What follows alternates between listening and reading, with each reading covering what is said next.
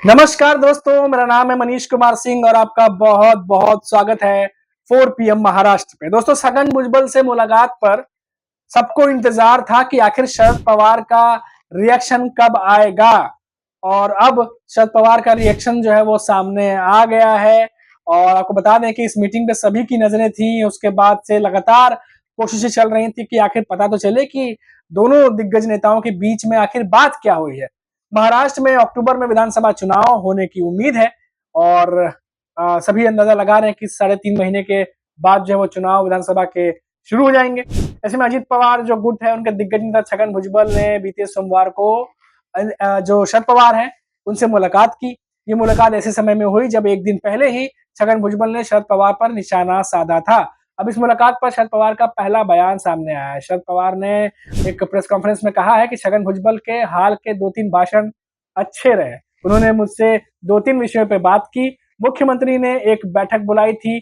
मैंने मनोज जरांगे पाटिल और मुख्यमंत्री का संयुक्त कार्यक्रम देखा। उनके बीच कुछ बातचीत हुई।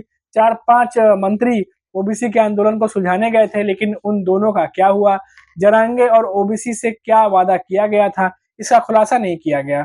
तब तक बैठक में जाने का कोई मतलब नहीं है। शरद पवार आगे कहते हैं कि भुजबल ने जो कहा उसे छोड़िए, कुछ तो किया जाना चाहिए, लेकिन इसके लिए शासकों को समझदार भूमिका निभानी होगी। जो सरकार में बैठे लोग हैं उनको समझदारी से काम लेना होगा।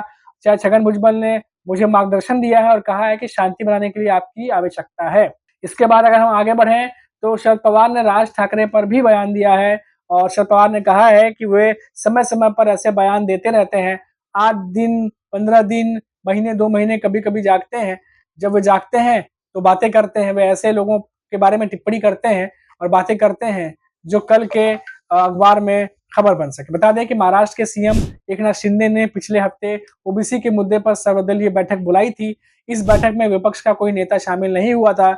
इसके बाद छगन भुजबल ने बीते रविवार को बारामती में शरद पवार का नाम लिए बिना उन पर 2 समाज के बीच दरार डालने का आरोप लगाया और कई सारे बातें वो कह गए थे, जिसके बाद ये बातें सामने आने लगी कि क्या छगन भुजबल को इतना ज्यादा बोलना जरूरी था, क्योंकि शरद पवार कितना बड़ा हैसियत रखते हैं, कितने बड़े नेता हैं, ये चाहे शरद पवार की एनसीपी हो या अजीत पवार की एनसीपी हो, ये दोनों तरफ के नेता जानते हैं और कभी भी शरद पवार के खिलाफ इतना ज्यादा नहीं बोल पाते जितना कि छगन भुजबल बोल गए थे। और ऐसी खबरें आ रही थी कि जो अजीत पवार की एनसीपी है उनके कुछ नेता नाराज हो गए थे और शरद पवार की जो एनसीपी है वहां से तो नाराज हुए ही थे।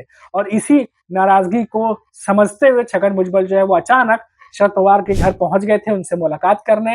हालांकि उनसे बातें तो बहुत सारे विषयों पे हुई होंगी और जो खबरें निकल के आ रही हैं बार बार की कई विषयों पे बात हुई है, लेकिन छगन भुजबल ने सिर्फ इतना ही बताया कि जो मराठा आरक्षण को लेकर के जो तमाम कवायद चल रही हैं उसको सुलझाने के लिए और उस मामले पे निपटारा कैसे किया जाए, इस गंभीर मामले पर हमारी बातचीत हुई है। हालांकि छगन भुजबल पे कई सारे सवाल पूछे गए, लेकिन शरद पवार ने उस पर ज्यादा कुछ बोलने से मना कर दिया और उन्होंने कहा कि उन पर ज्यादा छोड़िए, छगन भुजबल की बात अभी नहीं करते, लेकिन जो मुद्दे हैं, जिन मुद्दों पर बातचीत हुई है उन मुद्दों को लेकर के शरद पवार ने अपनी बात रखी।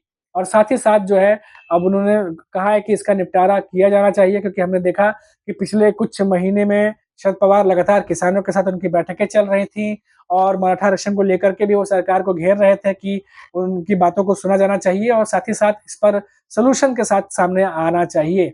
अब देखिए जैसे जैसे विधानसभा चुनाव आगे बढ़ता जा रहा है, नेताओं के बीच इन सब मुद्दों को लेकर के जो है वो राजनीति भी गर्माती जा रही है। अब देखना होगा कि आने वाले समय में आखिर जो बात यहाँ तक पहुंची है आगे किस तरफ मोड़ लेती है। फिलहाल अभी के लिए इतना ही, फिर लौटेंगे तो बात करेंगे महाराष्ट्र की किसी बड़ी खबर पर। तब तक के लिए मुझे इजाजत दीजिए। नमस्कार।